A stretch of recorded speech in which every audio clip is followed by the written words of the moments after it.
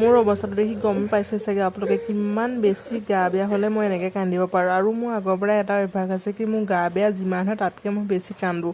কিয় নাজানো, মোৰ মানে এনেকুৱা লাগে যে মই কান্দি কান্দি থাকিলেহে মোৰ গাটো নিজে নিজে ভাল হৈ যাব নেকি। আৰু ইমানে বেছি বেয়া নহয় গা বেয়া, আৰু ইমান বেয়া জ্বৰ মই মানে ফাৰ্ষ্ট টাইম পাইছোঁ বুলি ক'ব লাগিব। এনেকুৱা জ্বৰ আপোনাৰ বেজীটো লৈ পেলাই, বেজী চেলাইনটো লৈ পেলাই অহা মানে বেজী চেলাইনটো যিমান সময়লৈ কাম কৰি থাকে সিমান সময়লৈকে ভালে থাকে। ইমান মাথা বিষ, ইমান জ্বৰ, মূৰত মানে গামোচা মাৰিব লগা অৱস্থা হৈ গৈছে। আৰু দুদিন মানে মই একোৱে কৰা নাই, চুলিও আঁচোৰা মৰা নাই, এনেকৈ থৈ দিছোঁ। ইমানেই মানে দুৰ্বল আৰু জ্বৰ আপোনাৰ মানে চেলাইন বেজীটো লৈ অহাৰ পিছত আপোনাৰ 3-4 ঘণ্টামান ভালে থাকোঁ, তাৰপিছত আকৌ হয়। এনেকৈ মানে দুদিন মই চেলাইন বেজী লৈ আছোঁ, এনেকুৱা অৱস্থা হৈছে মানে। আৰু একো কৰিব মন নাযায়, জ্বৰ চৰ হ'লে একদম অকল শুই থাকিব মন যায়। আৰু মানে ইমানেই দুৰ্বল নহয়, না খাব মন গৈছে, না মই শোৱাৰ পৰা উঠিব পাৰিছোঁ, একোৱে কৰিব পৰা নাই। ইপিনে ইমান গা বেয়া, তাতে আকৌ চেঞ্জ কৰিব লাগে ৰুম।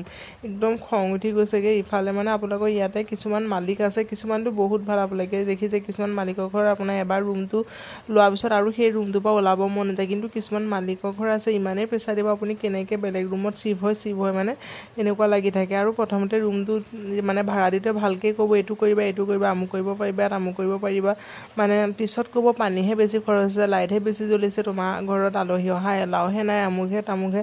ঘৰত যদিও মা পাপা আহিলেও যদি এনেকৈ কথা শুনে, আৰু মানে কি ক'ব আৰু মানে বহুত বেয়া ব্যৱহাৰ, উপায় নাইকিয়া।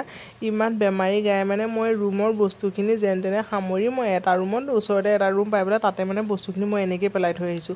আপোনালোকে দেখিছে চাগে মই ৰুমৰ বস্তুখিনি পেলাই মানে মোৰ অৱস্থা ইমানেই ধৈৰ্য নাইকিয়া, মানে মই থিয় হৈ ৰখিব নোৱাৰোঁ। তথাপিতো মানে মই ইমানেই প্ৰেছাৰ পাইছোঁ নহয় কি মানে খং উঠে। প্ৰথমতে মানে ভাড়া ৰুমটো দিওঁতে কিছুমান কথা কৈ ল'ব লাগে, নহ'লে এটা ৰুম বিচাৰি ৰুম ছেভ কৰাটো ইমান সহজ নহয় ন।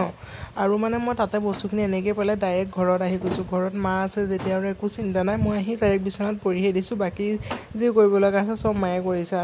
আৰু মই 3 দিন যিহেতু বেমাৰ বুলি ঘৰত থাকিলোঁ, আৰু ঘৰৰ পৰা 3 দিন থাকিলোঁ। আপোনালোকে মোৰ মুখখন দেখি গমেই পাইছে চাগে, পূৰা চকু সোমাই গৈছে, শুকাই খিনাই অৱস্থা নাইকিয়া হৈ গৈছে। ইমানেই জ্বৰ মানে বেমাৰ, আৰু মানে গোটেই জ্বৰখন গ'লে মোৰ উঠৰো অৱস্থা নাই। আকৌ এতিয়া আহি গ'লোঁ ডিউটি জইন কৰিবৰ কাৰণে।